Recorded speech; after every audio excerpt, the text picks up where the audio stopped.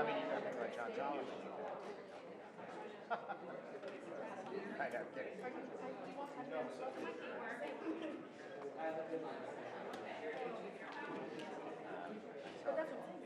By the way, Thanks everyone for coming. I just have a quick announcements. At about 5:20, we should be on time. Start at 5:30 start. So just a few things. I'm Jackie McGuire. I'm here in the Office of Public Affairs, acting assistant director. So the director will make a statement to start, and then he'll take some questions. We just ask everyone to stick with one question per outlet. He'll call on you when you stand up. If you could please state your name and your outlet. So he's anxious to sort of get familiar with all of you.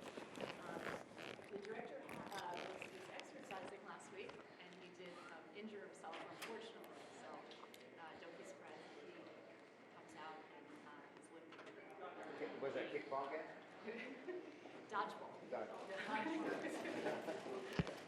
But he blew his calf out, so Whoa. but he's plowing through.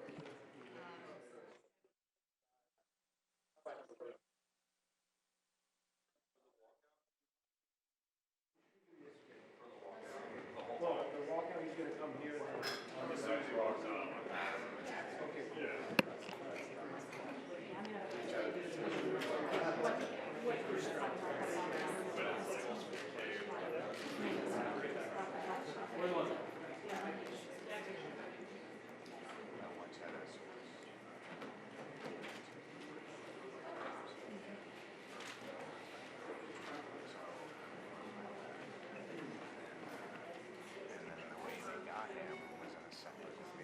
They got him as a separate investigation.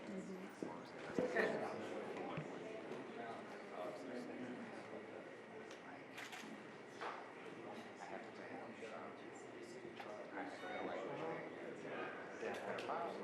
feel like my contract. And then obviously, This is the thing that I hiring that I'm trying to do. And that, oh, I'm going to go do something, and then start texting you, text up, and that. What was that? I don't know. Just, I'm so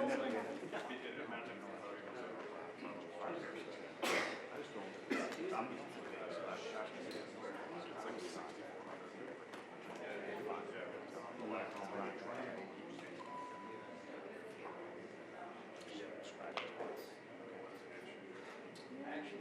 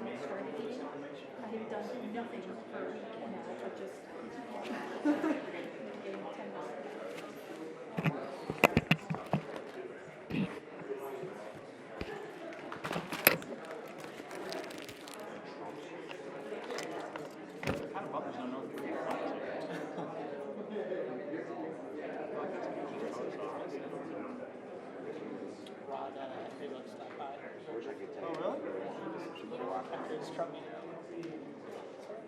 Respond favorably. He's gonna have a book.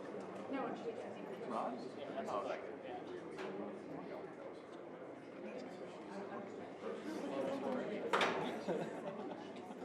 We constantly quoting quotes or something. It's gonna be like the same 5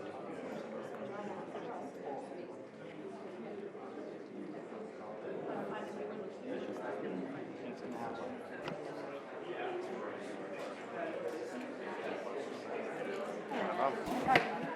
You know, what would his wife do? How would she react? It just lets you kind of, like, I'm just curious. I'm accused too. I feel better about it now. Story. I said, look, like, I don't want to. She's affected me.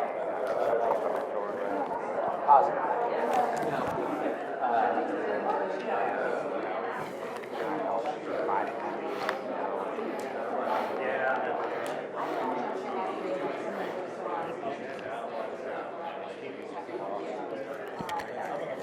I don't want her. She shouldn't be fighting all the time. Yeah, no,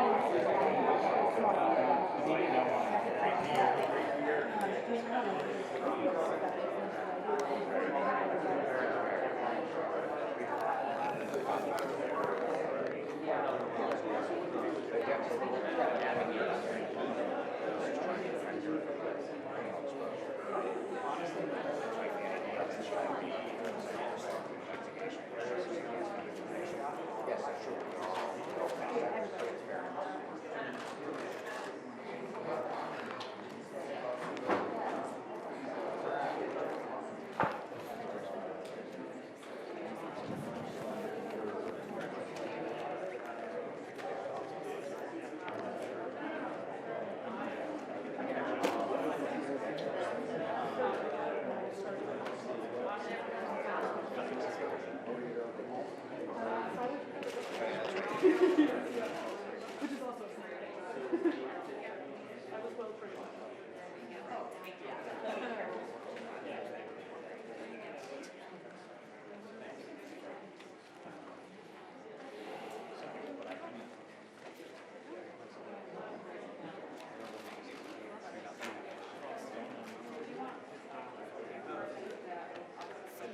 Oh, thanks, Mark.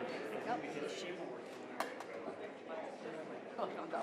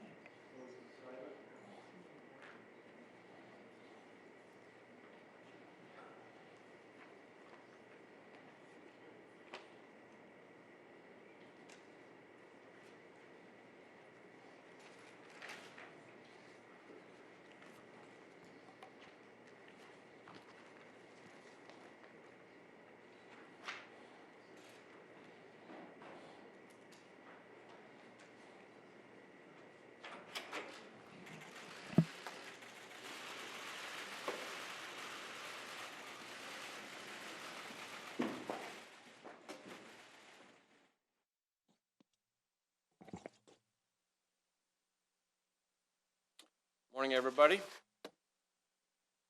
Thanks for being here on such short notice. As you all know, of course, the Justice Department's Office of the Inspector General issued its report today about DOJ and FBI activity in the run-up to the 2016 election. Let me say up front that I appreciate the Inspector General's work on this important review. I thought I'd take a few minutes to talk about the report, and then I'm happy to take a few questions. The FBI's mission is to protect the American people and uphold the Constitution. But to carry out that mission, we're entrusted with a lot of authority. So our actions are subject to close oversight from the courts, from our elected leaders, and from independent entities like the Inspector General. And that's how it should be. That kind of examination, that kind of oversight makes the FBI stronger as an organization and makes the public more safe. With that in mind, let me briefly address the findings in the Inspector General's report. I take this report very seriously, and we accept its findings and recommendations. It's also important, though, to note what the Inspector General did not find. This report did not find any evidence of political bias or improper considerations actually impacting the investigation under review. The report does identify errors of judgment, violations of or even disregard for policy, and decisions that, at the very least, with the benefit of hindsight, were not the best choices. We've already started taking the necessary steps to address those issues. First, we're going to hold employees accountable for any potential misconduct. We've already referred conduct highlighted in the report to our disciplinary arm, OPR, which is the FBI's independent Office of Professional Responsibility.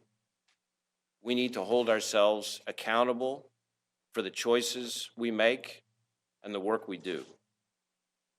We're doing that fairly but without delay in the way that people should expect.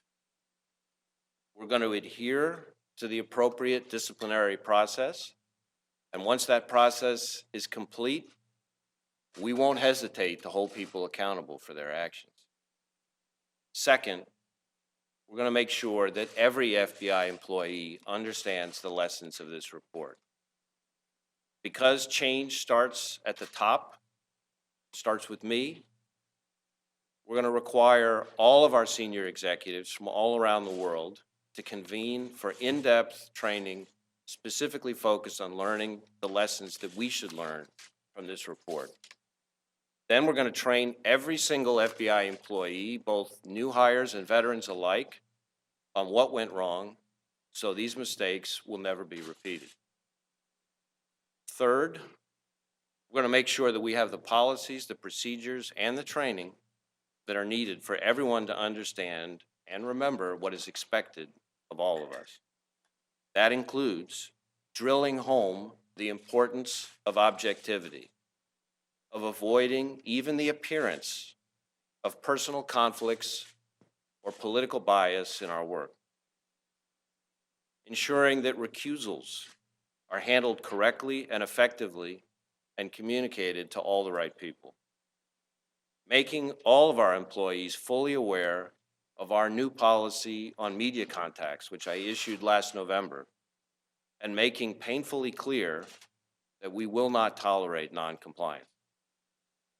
Ensuring that we follow all DOJ policies on public statements about uncharged conduct or ongoing investigations, and ensuring that our employees adhere strictly to all policies and procedures about the use of FBI systems, networks, and devices. I've also directed our Associate Deputy Director to lead a review of how the FBI handles sensitive investigations and to make recommendations on how those should be staffed, structured, and supervised in the future so that every sensitive investigation is conducted to the FBI's highest standards. We're going to continue also to work with the department to gauge our progress in each of these areas. The OIG report makes clear that we've got some work to do. But let's also be clear on the scope of this report. It's focused on a specific set of events back in 2016 and a small number of FBI employees connected to those events. Nothing in this report impugns the integrity of our workforce as a whole or the FBI as an institution. As I said earlier, fair and independent scrutiny is welcome, and appropriate accountability is crucial. We're going to learn from this report, and we're going to be better and stronger as a result. But I also want to be crystal clear about the FBI that I get to see. In the past 10 months, I've been able to visit over 30 of our FBI field offices around the country and a whole bunch of our LEGAT offices overseas. I've visited with folks from every FBI division at headquarters, and in office after office, meeting after meeting, I see extraordinary people doing extraordinary work. Again and again, I hear remarkable stories, frankly, inspiring stories about the work the men and women of the FBI are doing to protect the American people and uphold the Constitution. Just in the past several months, we've disrupted terrorist attacks in places ranging from the Fisherman's Wharf in San Francisco to a crowded shopping mall in Miami.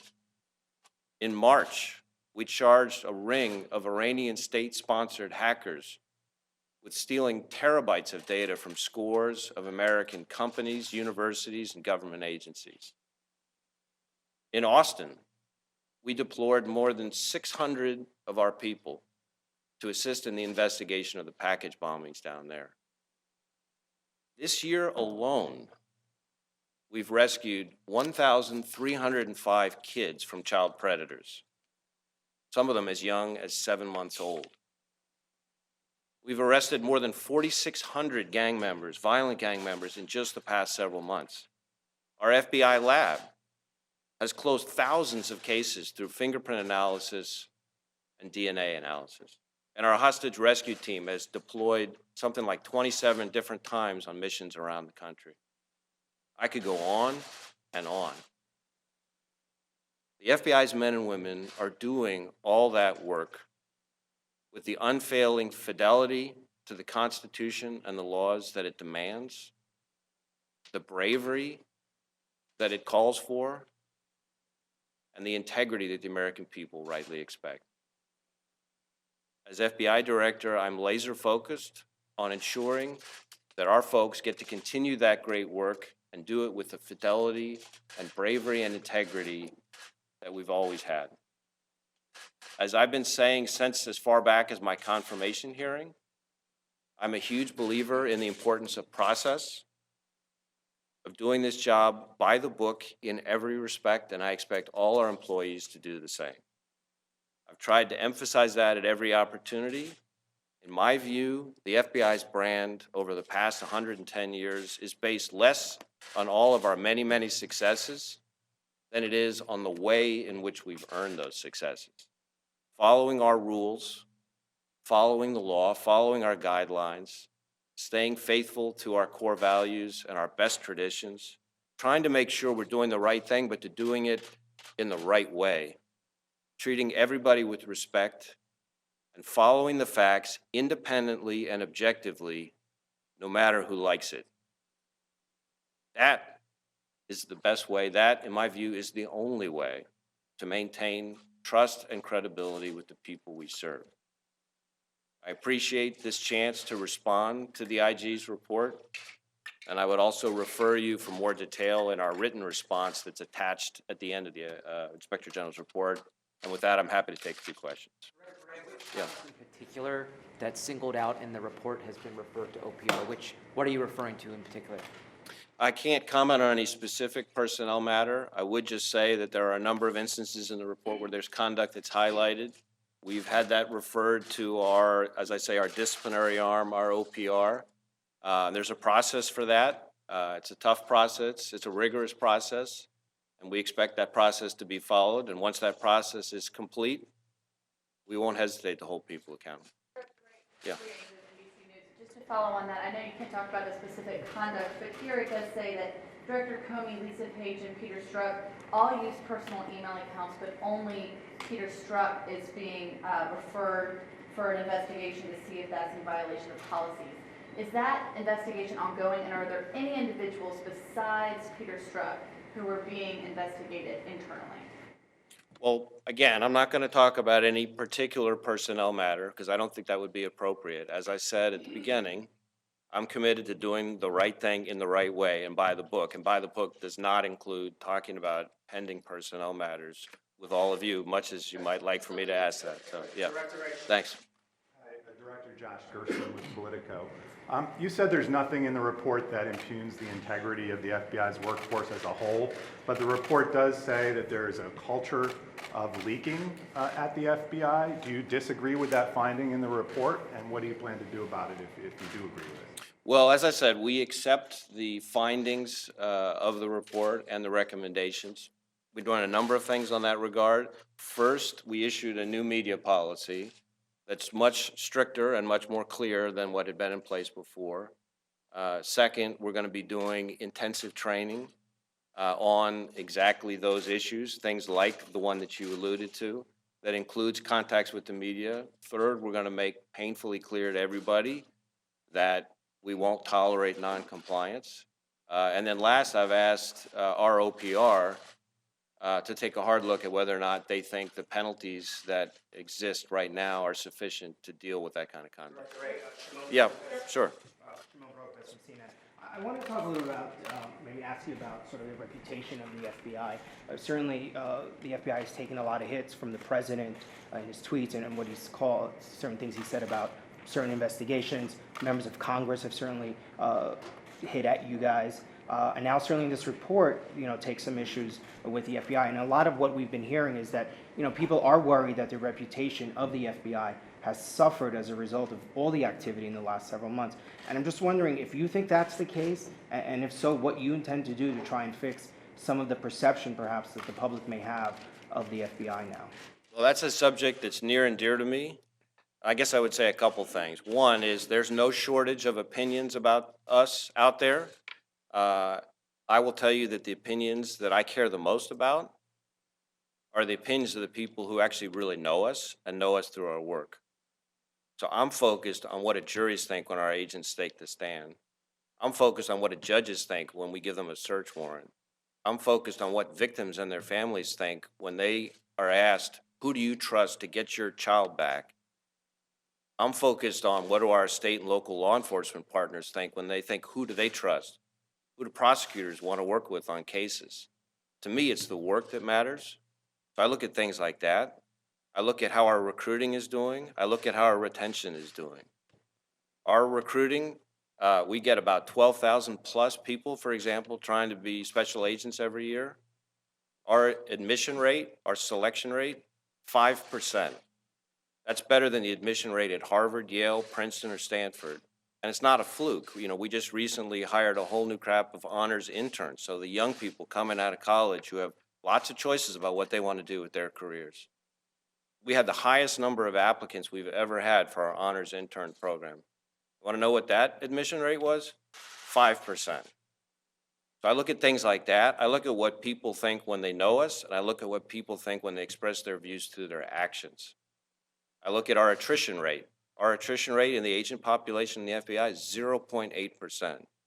So in my view, the views that matter, the opinions that matter, are the views of the people who know us through our work. And when I go around the country and around the world and I talk to our partners, and I talk to the victims, and I talk to the people who know us, our brand's doing just fine there.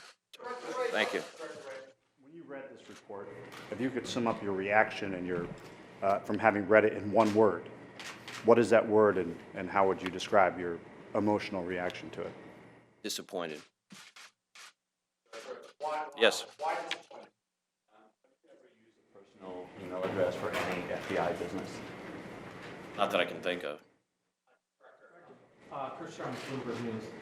Some people are going to use this report to criticize the Mueller investigation because Strzok worked on both investigations. What assurances can you give that the Mueller investigation has integrity and credibility? And also, some people are already criticizing you for making mistakes by sharing documents with Congress, investigative documents. And so, how do you respond to criticism that you might be making mistakes right now by sharing investigative material with Congress? Well, I think on the first point, I'm not going to speak for the Office of Special Counsel. I would note that there are a number of things that we've done, both in terms of referring people to OPR, but also in terms of reassigning people to try to ensure that we're bringing the right kind of integrity to staffing in all sensitive investigations. As to the congressional question, my view is we have an obligation to be responsive to legitimate congressional oversight. That's part of our job. As I said at the beginning, we are entrusted with enormous power, and so we should expect we're going to get tough questions, and we need to be responsive and cooperate with that. But we also have an obligation to protect sources and methods and not to compromise ongoing criminal investigations and to adhere to things like grand jury secrecy and things like that. And so the challenge is, how do we make sure we do both? We're committed to trying to do both. And I think we've struck the right balance so far. Yes, sir. Jeff Gaze with CBS News, specifically about the president's criticism of the FBI. He has, over the last year or so, attacked the credibility of the FBI. Do you think this DOJ IG report now validates his criticism? Well, again, I'm not going to comment on any other person's opinions, no matter where they're communicated. What I am going to do is talk about the opinions that I think matter. The opinions to me that matter are the opinions of the people that are relevant to our work day in, day out, all across this country. We have 37,000 FBI employees, agents, analysts, and staff, and scores of task force officers that work with them. And every day, all around this country, around the world, those people are having to make important decisions that protect lives. The opinions of the people that they have to engage with on that work, those are the opinions that matter to me. That's what I'm focused on. As far as the report goes, there's some sobering lessons in there, and we're going to learn those lessons, and we're going to act on those lessons, and that's the way the FBI has always handled these things in the past, and that's what made the FBI stronger over the last 110 years. Yeah. Members of Congress are acting in good faith in their oversight efforts, given that that the FBI has disagreed with some of the characterizations of meetings and various things that have come out? I think Congress has a job to do, and we have a job to do. And together, we're trying to work through the various issues that are presented by the tensions between congressional oversight and, as I said earlier, protection of sources, methods, tradecraft, ongoing investigations, and things like that. We're committed to trying to work through those things with Congress. Yes. Yes. I know you don't want to identify the people who are involved or have been referred to OPR, but can you tell us how many have been referred to OPR as a result of this report? I can't. That's not a topic I can comment on. I really want to be careful. I know why you're asking the question, and I respect that, but it's really important to me to make sure that we don't compound the mistakes that are found in this report by deviating from our process. And so I think it's very important that we respect the appropriate process, that it be done right, as I said earlier, by the book.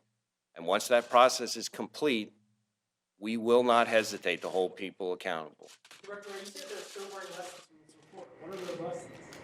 The lessons are the importance, number one, the importance of trying to make sure that we avoid even the appearance of bias in all of our work, that objectivity and the appearance of objectivity matters. There's lessons in there about contacts with the media and appropriate engagement with all of you. There's lessons in there about the appropriate uses of devices. There's a number of things, and the IG has a number of, I think, 9 recommendations at the end, and I think those are the lessons that we're trying to learn from this report. And we take it very seriously, and we accept the findings and the recommendations. Thank you.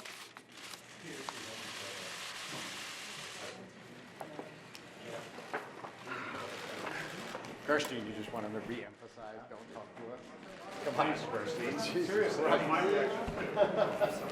Somebody has to be the skunk in the garden party. Jesus Christ. Jeez.